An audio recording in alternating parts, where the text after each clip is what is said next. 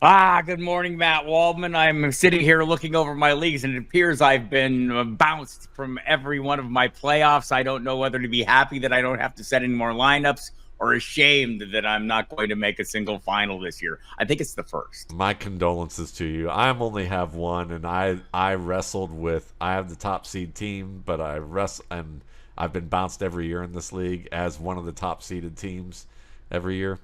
This year, it was between Travis Etienne and Amir Abdullah, and I kept thinking I should probably pick Amir Abdullah, but I picked Travis Etienne. Um, and now I'm waiting to see if Jaden Reed has one of his good days or his bad days. If he has a bad day, I'm in. If he has a good Yeah. day, I'm out.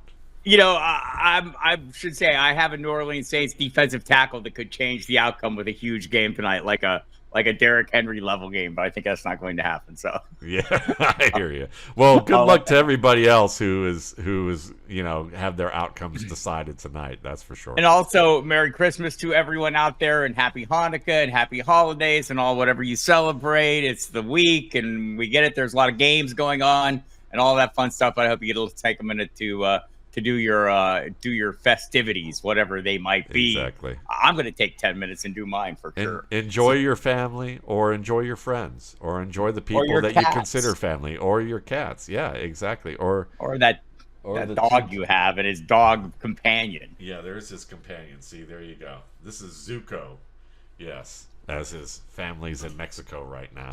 All Enjoying right, so themselves. for all you people who are more interested in fantasy football than our Right. holiday plans, except I do have a tree. The tree is lit. I don't even know. It's kind of twinkling. It's twinkling a little bit. It's Yeah. um,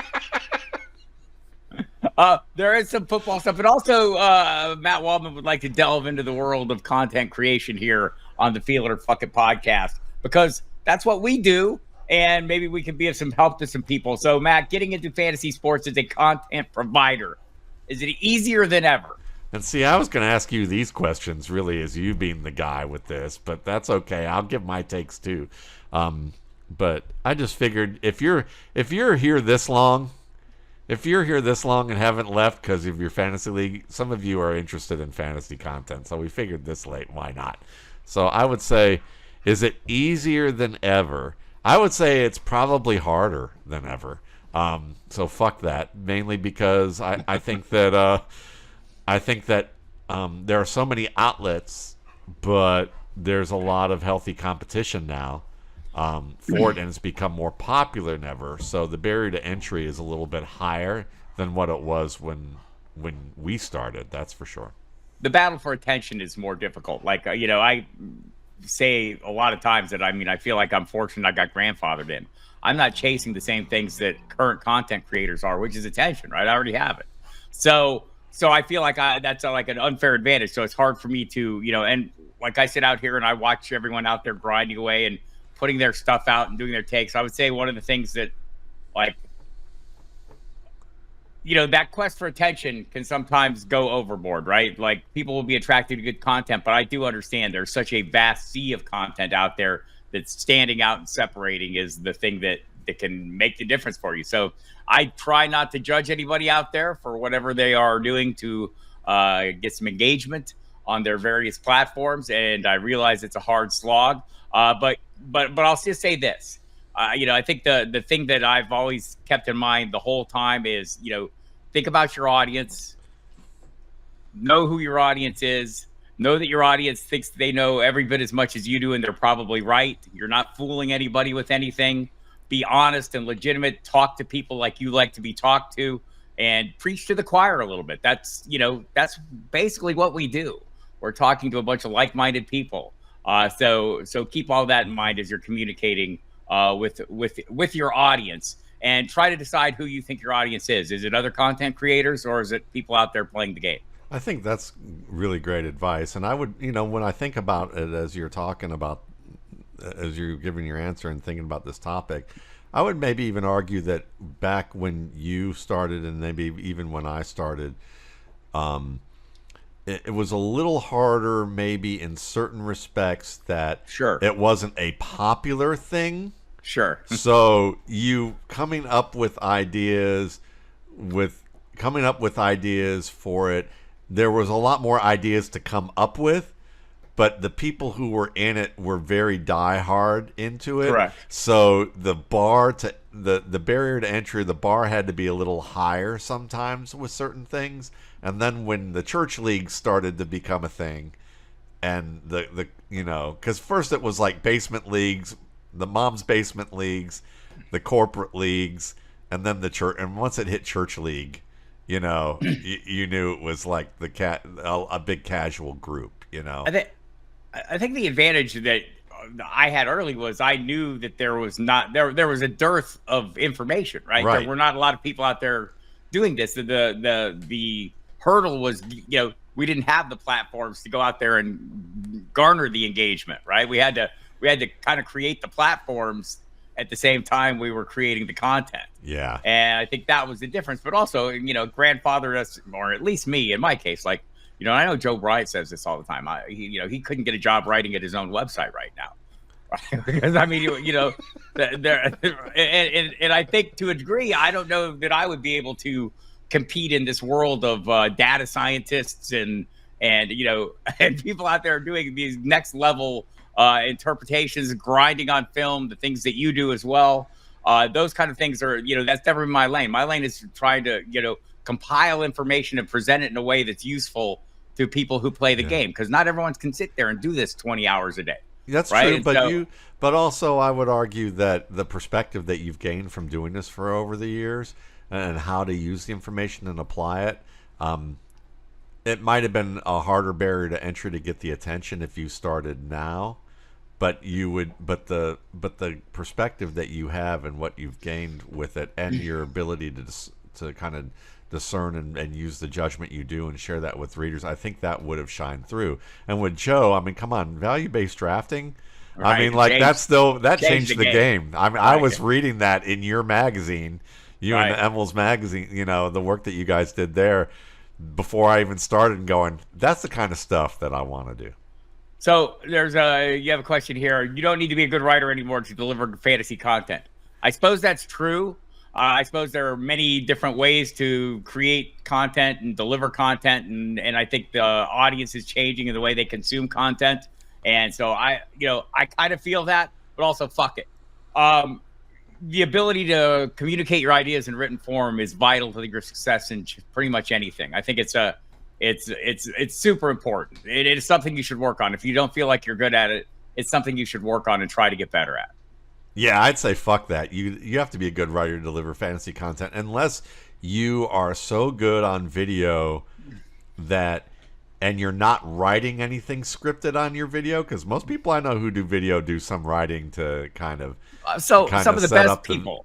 Some of the best people. JJ Zacharyson is one of my favorite people to watch, and he wants to be concise and sharp with his content. So writing what he's going to say for that presentation, whether he goes off the script or not, having that ability to communicate and write in your voice, it's super important. Something I do every single article I write.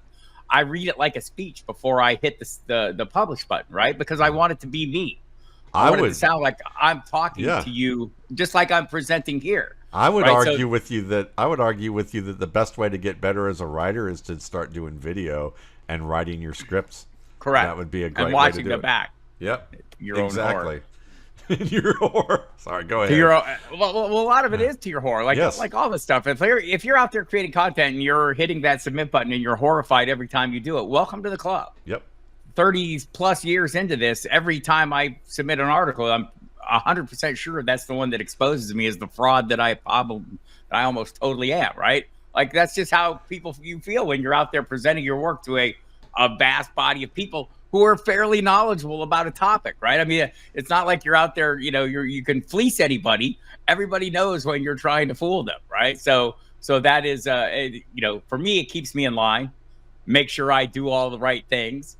The notion that it's harder to unring a bell than it is to ring a bell. So if Warren Buffett feels like a fraud, then yes, Bob Harrison, 100%. Maybe you feel like a fraud. But I would say you and Warren Buffett are probably on equal terms right now. So we also, just by our very nature, appeal to niche audiences. Like, we're appealing, and you also with, there's a world of rookie content out there, and you appeal to that niche. Is it important to appeal to a broader group, or is some specialization worthwhile? Yeah, I mean, I think that it just depends on what you advised early on, which was your voice. How do what's your voice? What kind of voice do you want to have? And who does that going to appeal to? And who's your audience going to appeal to? And what kind of work do you like to do? Because if the more granular the work, the fewer people are going to be interested in it. Now, the people who are interested, and the better you better be at it. Yes, exactly. The better you better be at it. But also, those people, if it resonates with them, they will be diehard fans. Correct. And do you want Matthew Berry's life? Which a lot of people would say, yeah, hell yes, I'd like Matthew Berry's life. I'm on TV. I'm at a party in the White House. I know all these celebrities. I'm on national TV. I'm making boatloads of money. I've got my own company that we're, with hiring people like Dwayne McFarland and, folks like that. And you could say, yeah, I want that. But also, do you want to have the people saying, and I don't think Matthew's this way at all. I think Matthew's a very sharp dude, and he's the face of what we did in fantasy for it to become popular. So I have much respect for him. But I know lots of people in this space, just like they do with me or anybody else who's even on a lower rung than that, go, oh, that fucking idiot. He doesn't know anything. He's stupid. He's X, he's Y, he's Z. Do you want more of that on the broader scale? Or do you want where you go, you drop something in the well and you never hear the thing hit the bottom in terms of, because you wonder where your audience is. So along those lines, the very first World Championship of Fantasy Football, which Evil Catholic created, a huge contest in Vegas, high stakes, the first high stakes contest. We're in Vegas for it, and we're standing in line for something, and Evil has one of our magazines in his hand, and like some of the people who are in the contest are standing there in line, don't know who we are.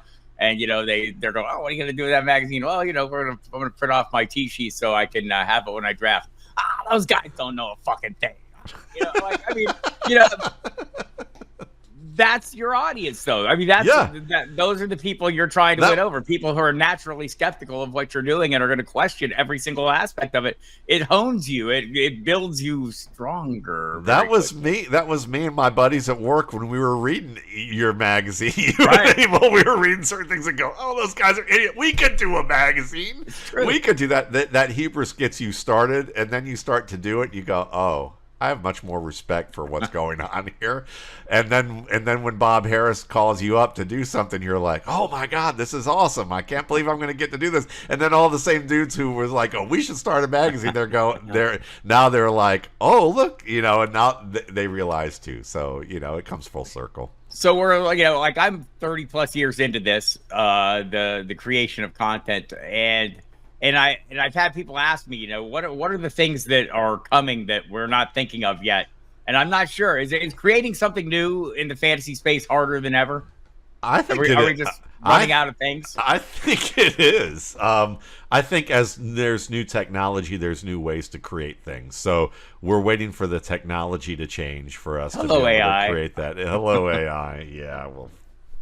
AI, but easy there, big. I'm not really worried about. Actually, I'm not worried about AI. AI can AI. I don't want to say I'm AI proof, but I would say that a lot of the work I do, AI may be helpful, but it's not going to replace it just yet. So I don't want to be the candlestick maker when the incandescent bulb comes along. So I want to be at least knowledgeable about it. So I try to use it and talk to people who are using it.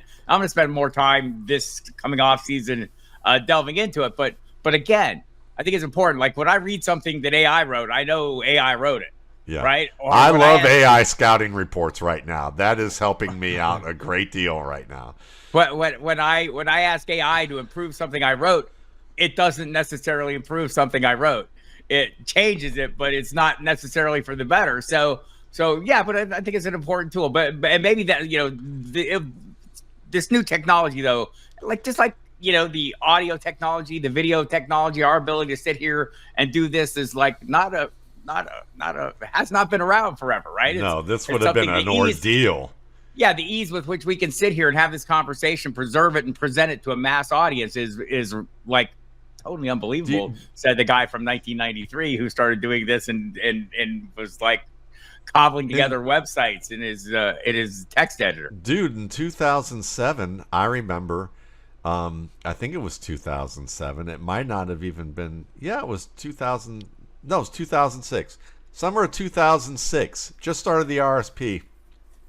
Some camera crew, some group decided they were going to do some podcasts with me, with Cecil, and with the dude who's now like one of the main broadcast people on radio for the Cleveland Browns, and we were all fantasy people at that time. And they had to send film crews out to film us on location to do videos, back then. And it was an ordeal. I mean, yeah. So Greg Kellogg and I did a webcast, we called it. It was with Real Audio. I want to say we started doing it in 1998. I would actually write the scripts out, send Greg his part. He would record his, send it back to me. I would stitch them together into conversations. Yeah. He would do interviews at stadiums. Like he had access to the Falcons locker room. He would get interviews. I would stitch those in. I would add sounds. And we would create this show. And it was hours of labor intensive, crazy work just to produce like a 15-minute thing that now we can sit here and knock this out just in real time. Yeah. Like we knew what the hell we were doing. Yeah. Right. Before breakfast at my house. Let's talk a little bit about paying your dues, because I have a line about this. Prepare yourself, people. It's a bit of a stretch. I've been doing this since 1993, so that's 31 years now, heading into my 32nd year. Here's the thing. It cost me a lot of money to do this, and I like to joke, and it's not really a joke. In another 10 years, I might break even. Right? Like, I mean, it's not that you can't make a living at this. It's just that it takes time to get to the point where you can make a living at this. And not everyone wants to make a living at this. Some people just want to do it and, as a side kind of thing. And that's fine. I kind of decided, I got pot committed from day one. This is what I'm doing. And once I decide something, Matt, I cannot be deterred, no matter how poor I get or how stubborn ass it makes me. I'm not gonna too stupid to quit. It will be on my gravestone. So, but it is a grind if you want to turn this into a business. And there are people out there that we know who are creating businesses, like Nate Polboat and his wife Jen are creating a new company this year. I mean, that's the path to success, or the path to making money. But it takes a shit ton of work, man. Ask Nate. So, or anyone who's done it. So yeah, it's steel yourself, kids. It's going to be a long ride. Yeah, that's great advice. And I would argue that if you're thinking about paying dues as I've got to do this grunt work until I get to the point where I think I want to be, that's one way of looking at it. I'd say if you want to continue to deliver good content and have a good job, then you're always paying dues, and you're still paying dues, and you're never not paying dues. You are always looking at it as saying, I may have some equity, but the equity is going to change every year based on what my performance is. Kirk Cousins, and you could and that maybe sometimes you have to understand that you have to prove yourself on a regular basis. Now, having some equity is important, but I would say sometimes the dues are installments that you can't even see when the installments end, and it feels like there's interest that's tacked onto it as well.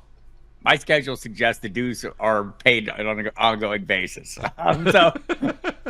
Yeah. So most content creation in the space isn't what you see from the handful of people who inspire people to try to do this. Is that something you see? I totally feel that, because I think most people who are watching this go, oh, look, these two jokers are on video and they're talking about stuff and cursing and pontificating on whatever's going on, but they don't see what you do writing news every day and covering the news and covering injuries and the behind the scenes work that you do with that, or whether I'm editing other people's work.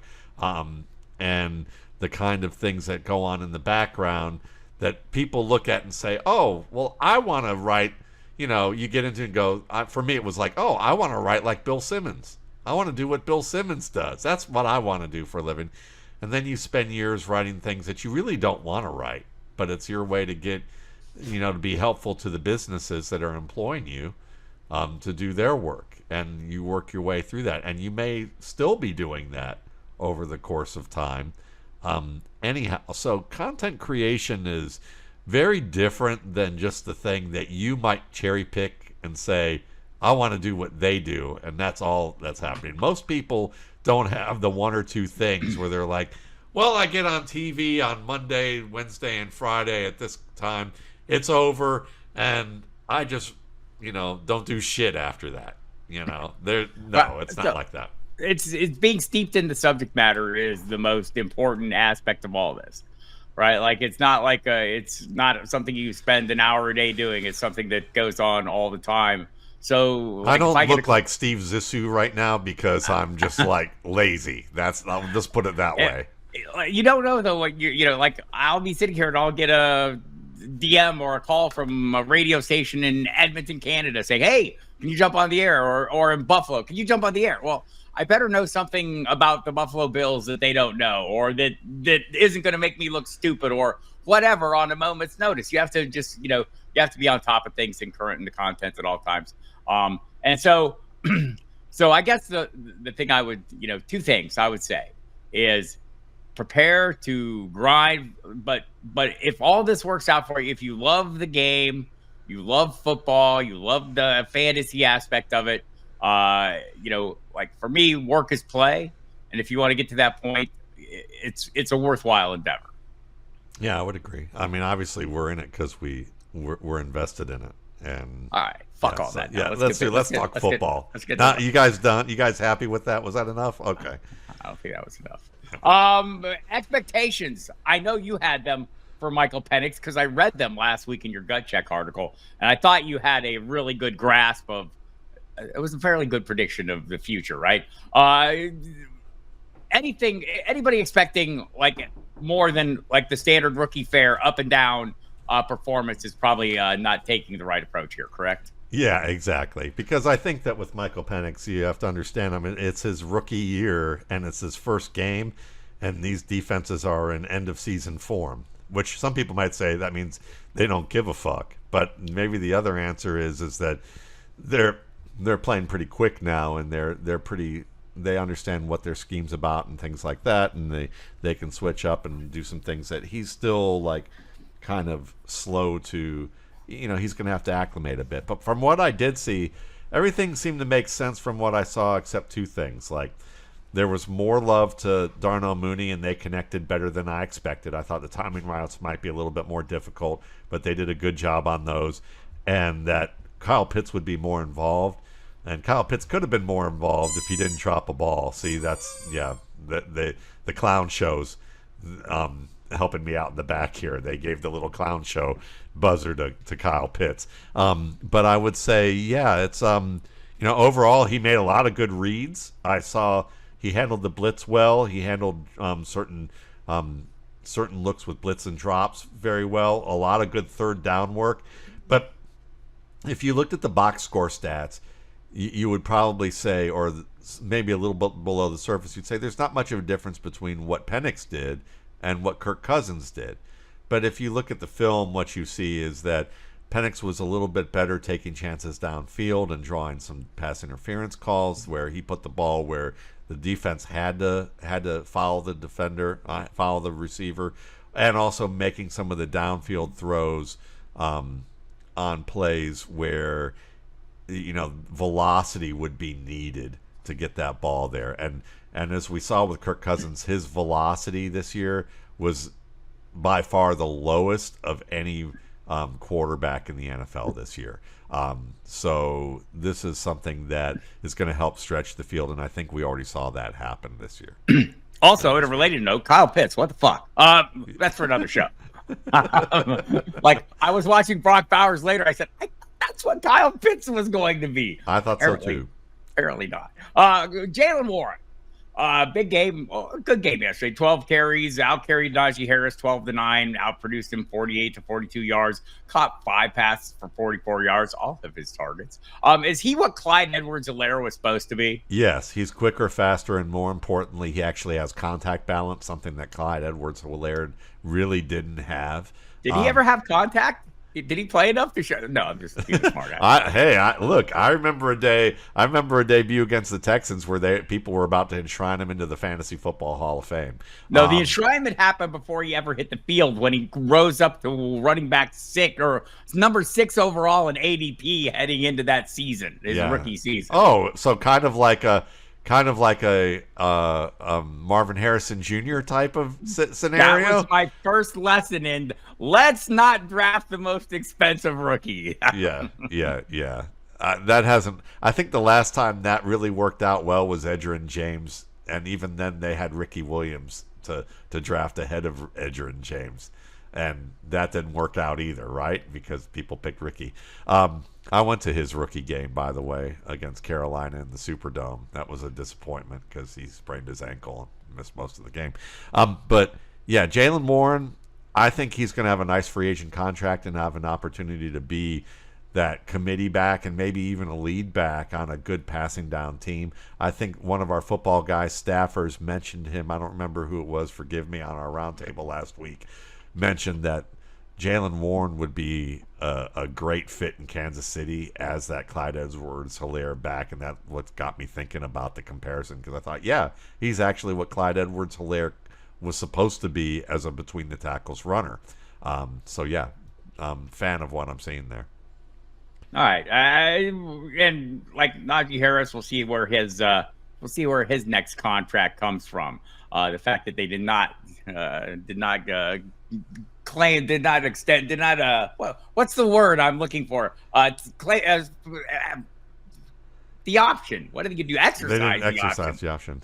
I remember when I exercise every day, people. It's amazing that I can't remember that I'm word. just telling you right now, if Nick Chubb ends up a Pittsburgh Steeler, apocalypse is going to happen. Oh my goodness. But I just want to let that be known to the football gods right now. I feel like you just spoke it into existence. Feel it or fuck it. Chuba Hubbard's steady and substantial improvement is a rarity among NFL players. I think so, yeah, because Chuba Hubbard was a guy who basically could run gap plays and draw plays and screen plays. That was what he was at Oklahoma State. He was, a kid out of Canada who basically he needed a compass to figure out where to go if it wasn't this crease or bust. And he has really become a much more nuanced runner, and he's improved every year. You could see the improvement every year with his game, to the point where last year, first game, you're like, wow, this guy's better than free agent product Miles Sanders. Like, it's pretty clear he's better than this guy. And now he got the big contract. Jonathan Brooks, second ACL tear, pretty much, that sucks for Brooks, but for Hubbard, I mean, you look at his steady and substantial improvement, and there aren't many guys who work at their craft that much to go from being a good athlete to being a really good technician. And I'd say he's gotten there, and there's a lot of that to his game that he didn't bring before, especially at a high motor processing position like running back, where there's a lot more processing going on, and a lot of guys rely on instinct in a way where it's to their detriment. So for him to be able to develop things and get them down to the speed of instinct, a lot of kudos to him for his development. Thought it was interesting. Dave Canales, after last week's game, committed to the 4-turnover game against Dallas, committed to Bryce Young as the quarterback going forward. There was a little talk initially, like maybe they were going to go back to Andy Dalton. No, they're sticking with Bryce Young, and proved to work out well okay against the Arizona Cardinals this week.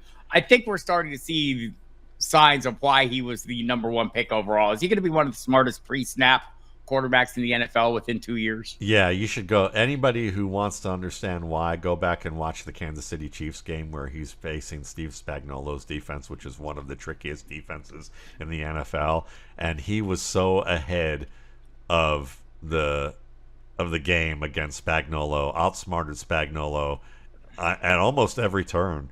And you can see that even against Arizona this week, there's a pass, I think, to David Moore for a touchdown on a blitz, where this is what his game is about. He ferrets out the blitz pretty quickly, and he makes the quick decision, finds the man with pinpoint accuracy. And so I'm super impressed with how easy he makes a lot of these pre-snap, post-snap decisions look, and he's only going to get better at it. I think the Chiefs game is the game when I watched it where I started to say, oh, that's why. All right. And I mean, literally, up until then, all I saw when I saw Bryce Young was that photograph of training camp, his rookie season, standing behind an offensive line that made him look like a 6-year-old child. He looked like a scared little child for most of his season and a quarter. Right, but multiple avenues of like some people take longer. And we talk about Chuba Hubbard improving. I mean, players do improve in aspects, right? Like I want to say Josh Allen was not known for his accuracy when he came to the league. Guess what? It got better. I want to say there have been running backs who could not pass block when they come into the league, who get better at pass blocking because they would like to play football. Yeah, there's usually improvement with singular facets. Right, exactly. But for Hubbard, as a good example, he had multiple facets he improved upon. That's the difference. Well, I see the same thing with Young, but I think it's not. Maybe it's not improvements. It's just finally, it's all catching up. You come to a different level. Like in college, you're playing at a level where you're 5% above everybody else. Yeah. You get the NFL, you're 0.5% above everybody else if you're at the very best of the game, right? There's like the level, and I'm exaggerating, but the level of separation between that, outside linebacker or second team, whoever, it isn't that vast, right? And in some cases, everyone's pretty damn good when you get this level, unlike in college where there are going to be weaknesses on teams or noticeable weaknesses. I think it's less so at the pro level. It takes a little. I don't think he trusted himself. And I think that sounds very simplistic. But as a film guy who looks at all the X's and O's and all the different things going on, I would say it comes down to that at some point he looked at it and goes, I'm overthinking everything. I already know what I need to do. I'm smart enough. I can do this. How much credit should we give Dave Canales then? Right? This is not a new thing for him. I'm starting to say I see the trend. The Geno Smith come back, the Baker Mayfield turnaround. And I mean, like at some point, I have to believe what my eyes are telling me. Sure. That whatever he's doing is working, right? And I think some of the things they did right off the bat, like they fortified the middle of that offensive line. And I think the other thing that Dave Canales does is he runs the football. Hello, Chuba Hubbard. And that takes an effective ground game is a quarterback's best friend, right? Well, I mean, makes life easier. He's the anti-Robert Flores, that's for sure. Maybe he Brian Flores. Say it right, Matt. Daniel Dones, or Bobbert Lores, as in Malik Neighbors speak. Because as a quarterback, if Malik Neighbors was a quarterback, he would just go, "No, I ain't playing for that guy." Right. I mean, look what he did with Tua Tagovailoa, and if you think that's motivational, then I would just suggest that maybe you go to an Andrew Carnegie school just as a starter to say, fuck no, that's not the case. So, yeah. Feel it or fuck it. The Eagles' pass defense sucked us. Yes. They look fucking lost. I mean, look, Jaden Daniels certainly played well, but there were some, blown coverages left and right. Guys just like out of position. It was pretty nasty, the fact that they were lost, and it was why the Eagles lost. I mean, I can't believe that they lost that game.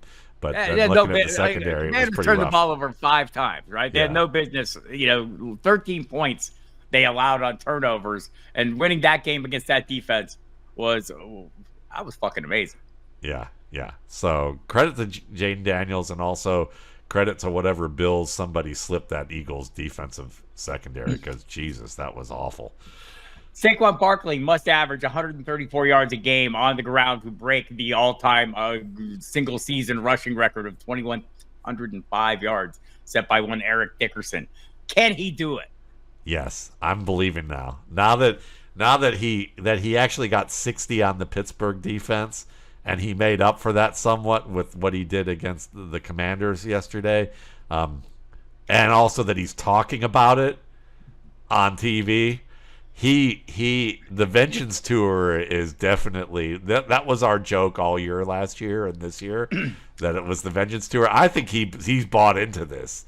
He wants to break it against the Giants. I heard the great Steve Smith speaking last night, and he said something as well. And his always insightful analysis was, it's not just Saquon, it's the offensive line. That's their chance to be part of history. Yes. Right? They want it as bad as he does, if not more. Yes. And it's a very salient point. It's something to remember. Everyone around Saquon, this is their chance to be part of history too. I wonder if Jason Kelsey was wishing he's playing football right now. He might. Yeah, he might. I bet he is. Or selling chunky soup. I don't know. Yeah. They're both very lucrative. Yeah. I'm sure Jonathan Taylor, feel it or fuck it. Is he as talented as Saquon Barkley? Yes. He's feeling that.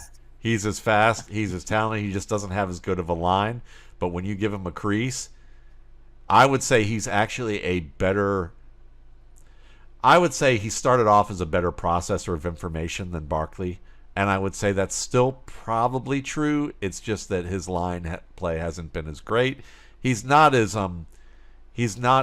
creative as Barkley, but I would argue he's more powerful. He's just as fast, and he's better at playing in and out of structure. And he's a very good receiver.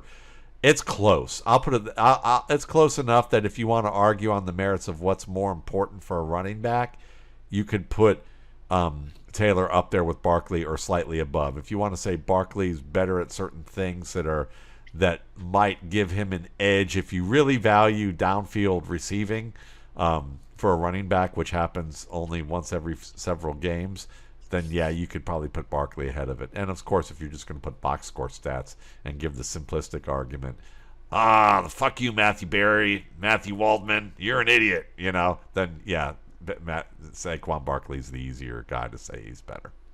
Sam Darnold, can he be the Vikings quarterback of the future? They should keep him. Because if he goes to New Orleans, he's going to look like Derek Carr, if you ask me. I think it's going to be Derek Carr part 2, or go somewhere else. He should stay here, be grateful for the fact that his career got resuscitated, take the hometown deal that they're going to give him, and let J.J. McCarthy work at his craft behind the scenes and have 2 potential good quarterbacks on your team. He's looked great this year. The more I'm watching him, the more he looks like USC Darnold. Is this something we should give a little more credit to Kevin O'Connell again as a coach for understanding what his players' strengths and abilities are? I think so. I think they give him credit and give Sam Darnold credit for working through all this morass of your career's over and you suck, and I think that probably the fact I'll also give Kyle Shanahan some credit. The fact that Kyle Shanahan liked him enough to bring him onto that team, and talk to him up the way he did, I think that gave Sam Darnold some confidence to go, okay, the best offensive mind in the league might actually think I'm worth a shit. Maybe I shouldn't give up. And I think there's some of that too. Rhamondre Stevenson, is he worth a shit? Or could he be a 15-yard rusher in a different setting? And by a different setting, I mean with an offensive line. Yeah, times 100 or 1,000. He could be a 1,500-yard rusher. That's for sure. He could. And I think he will be in New England again if they can get their offensive line together quickly. But we'll see if they can do that. That's the easier thing said than done. But that dude, versatile, and he can still run through you even after losing 25, 30 pounds. And as I recall in the rookie scouting portfolio that I got from Matt Waldman, RSP or mattwaldman.com, your choice, just go to one of those websites and buy it. I remember his write-up that he was a very good receiver. A lot of things about him to like, and I think we've seen a lot of it come to fruition. But if he had a good supporting cast, I agree, he would be much better. Caleb Williams, he's having a good rookie year, right? Yes, even though it seems like the apocalypse has hit Chicago, or around the nation. Did he break Chicago rookie records as a passer? I think he's broken multiple records, or he's on his way to breaking multiple records at this point. But regardless of the records or the box score stuff, just look at the fact that, when I wrote this guy up, really what I was looking at saying, this is the one guy who can withstand the craziness that he's about to embark upon of playing for a bad organization that doesn't know its head from its ass, and what he's going to have to deal with getting through it. And it's been tough.